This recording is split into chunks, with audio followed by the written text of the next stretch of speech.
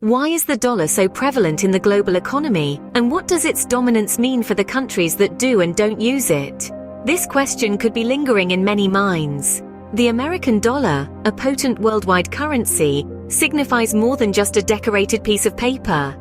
It's a crucial pillar of the international fiscal systems, serving as a standard for all other denominations. Let's ponder upon this fact. There exist numerous nations worldwide which have adopted the dollar as their official currency, despite not being American territories.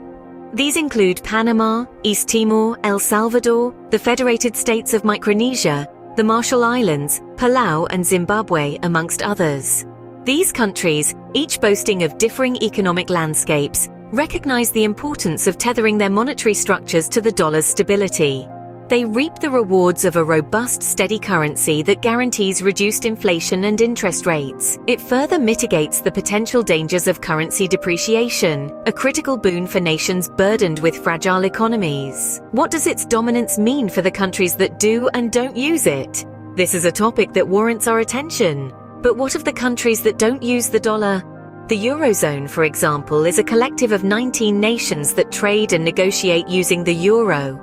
These countries have brought their individual sovereignties together to form a single coherent financial entity. They've put their individual differences aside to create a uniform currency, a symbol of unity and shared economic vision. Despite the setbacks they've encountered, including economic recessions, political disputes, or even the threat of member nations exiting the group, they've successfully upheld the euro.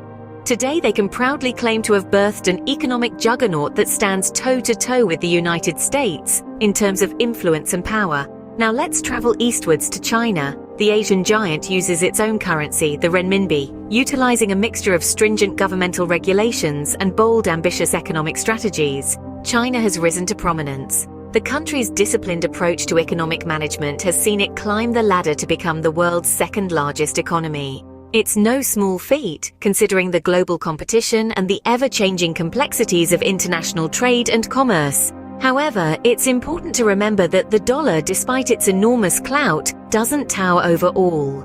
Other currencies, such as the euro, the yen, all hold significant sway in the worldwide economic landscape. Each currency, with its own set of values, strengths and weaknesses, contributes to the intricate tapestry of global finance. Each one plays its part, shaping the dynamics of the world economy, influencing trade, investments and monetary policies.